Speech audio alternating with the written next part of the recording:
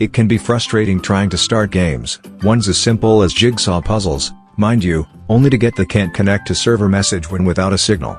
Because of times like these, it's important to have apps that can be played with or without a connection.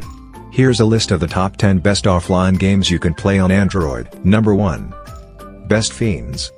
There are a lot of titles that add their own flair to the Match 3 game genre, and Best Fiends is one of them. The Match 3 gameplay is pretty basic, but the real magic lies in the creative cast of characters that you collect along the way. As you match the symbols, depending on the color, the characters will attack enemies on the top of the screen. Stringing together longer combos leads to stronger attacks, so you'll want to match as many symbols as you can. Number 2. Hex.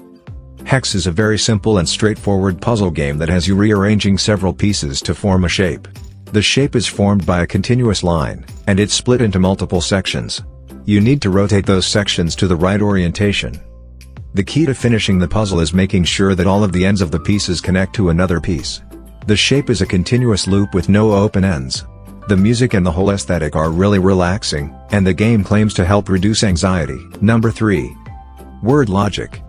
If you like word games, then you might like Word Logic. This is a puzzler that has you unscrambling words and matching them with pictures. Each level, you're given a subject like national foods or cat breeds. Then, you're presented with a grid of blocks. Some blocks contain pictures, and the others contain sections of words. You have to assemble the words, and match those words with the pictures that represent them. Number 4. Dungeon Cards. Dungeon Cards is a really simple game in many respects, but it can be tricky at times. The level is a 3x3 grid of cards, one of which represents your character. You will tap on cards adjacent to your character to move to that spot. Moving to a spot means interacting with the object in it. If you interact with an enemy, you'll lose health unless you pick up a weapon. Weapons are their own cards, and you just need to interact with them to pick them up.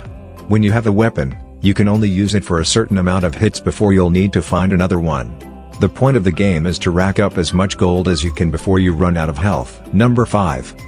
Whatcraft. Whatcraft is a 2D action game that has you gathering materials, crafting armor and weapons, and fighting enemies. If that sounds familiar, then you've played Minecraft. Whatcraft is a bit more straightforward, which should make for a fun time. As you progress, you'll fight different types of enemies from giant hamsters to slime creatures. You'll gather and upgrade your gear so that you can face stronger enemies. And yes, there are bosses in this game like the giant warmongering super hedgehog. Number 6. They Are Coming, Zombie Defense. They Are Coming is a 2D zombie survival game where you're alone to take on hordes of zombies. You start off with just a few weapons and, as you progress, you'll build up your collection. As you play, you earn money. You'll use that money to purchase stronger and more capable weapons. You play through stages where you face 3 waves of zombies. Zombies can be kicked away, but you'll need to upgrade your gear if you want to keep from being overwhelmed. You can watch ads to earn more money, but ads aren't really intrusive at all. Number 7. Game Dev Story. Game Dev Story takes you behind the scenes of a game dev studio. The core gameplay of the game is in developing and launching video games for different fictitious game consoles. You go through different stages in the game-making process like planning and hiring talent. You're also exposed to other aspects of running a studio like dealing with your fans, going to gaming conventions, advertising, and much more. As your company grows, it'll move to bigger and bigger buildings. Number 8. I Love Hue 2. I Love Hue 2 is a chromatic puzzle game. For each level, you'll see a color palette with clean gradients from one color to another. It's broken up into blocks, and some of those blocks are scrambled. Your job is to put those blocks back in their place. You'll know you've beat the level when you've reconstructed those smooth gradients.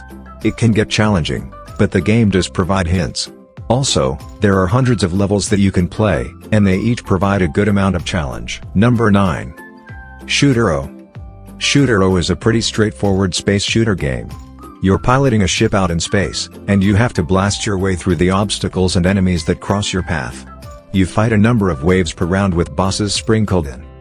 One neat thing about this game is the upgrade system. Whenever you level up, you choose an upgrade.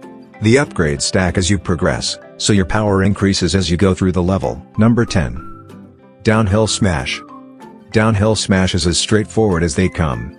You're piloting a giant wheel going downhill, and you have one job to do: smash.